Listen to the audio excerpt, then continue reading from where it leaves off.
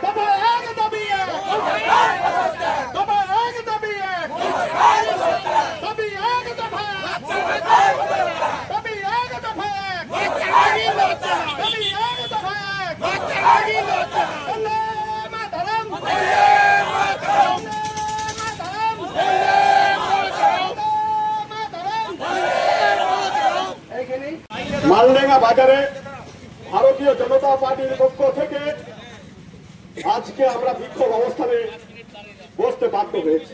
মহৎ উদ্দেশ্যটা কি ভারতবর্ষের সকলেই জানে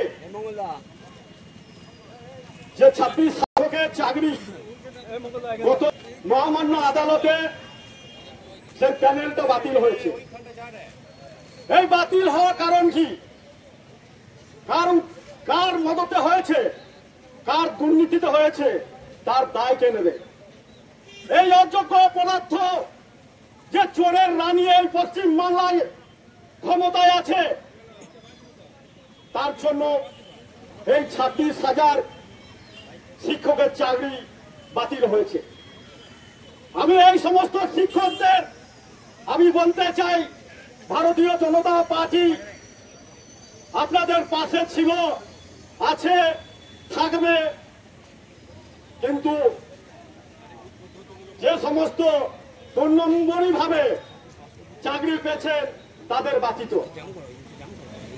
তাই আমি আজকে মালডাঙ্গা বাজারে সভাপতি সম্পন্ন মানুষ, এখানে ভারতীয় জনতা পার্টির বক্তব্য আপনারা সবাই শুনছেন। আপনারা দেখুন আজকে হাজার হাজার শিক্ষক, আজকে তাদের পরিবারগুলো কি অবস্থায় আছে, তাদের ছেলেরা, তাদের মেয়েরা, তাদের বাড়িতে বৃদ্ধ বাবা আছে, মা আছে, অনেকেই ব্যাংকের লোন নিয়ে বাড়ি করেছে। তাদের আজকে কি পরিণত হচ্ছে বন্ধু, আজকে সকল কি ভাবতে হবে। তাই ভাবার সময় এসে গেছে। এই ডাকাত রানী মুখ্যমন্ত্রীকে নিক্ষেপ করতে গেলে এই 26 সালে সকলেই একত্রিত হয়ে এই তৃণমূল সরকারকে উৎখাত করার ডাক আজকে এই মালডাঙ্গা বাজার থেকে দিলাম। জয় হিন্দ, বন্দে মাতরম, ভারত মাতা কি জয়।